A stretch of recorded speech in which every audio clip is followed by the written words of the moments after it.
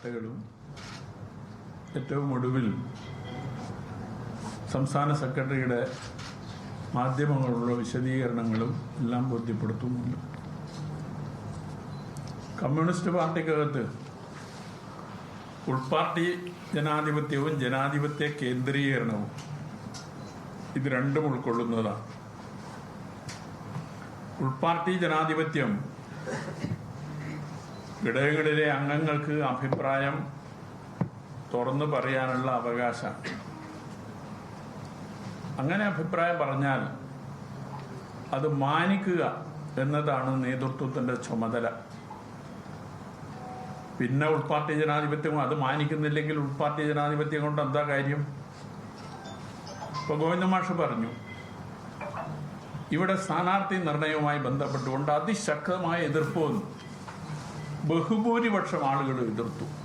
അങ്ങനെ എതിർക്കുമ്പോൾ എന്തുകൊണ്ട് എതിർക്കുന്നു എന്ന് പരിശോധിക്കാനുള്ള ബാധ്യത സംസ്ഥാന നേതൃത്വത്തിനില്ലേ? അങ്ങനെ എതിർക്കുമ്പോൾ അവരെ മാറ്റണമെങ്കിൽ മാറ്റാൻ സംസ്ഥാന നേതൃത്വം തീരുമാനിക്കണ്ടേ? മുൻകാലങ്ങളിൽ മാറ്റിയ അനുഭവമുണ്ട്.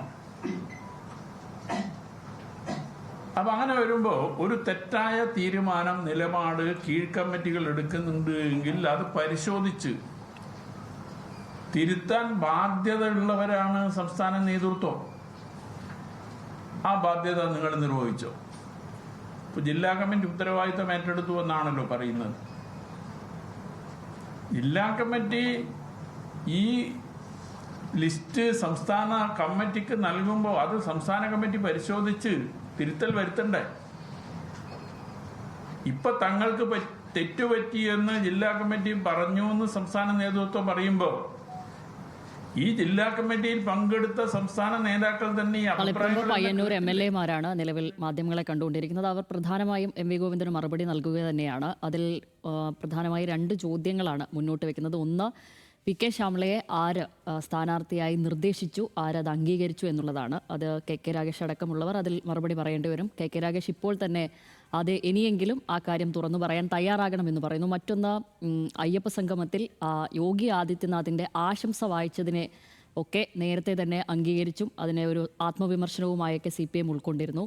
അത് ആ ആശംസ ആരാവശ്യപ്പെട്ടു എന്നുള്ളത് കൂടിയായിരുന്നു ഒരു ചോദ്യമായി TK ഗോവിന്ദൻ ഉന്നയിച്ചിരിക്കുന്നത്.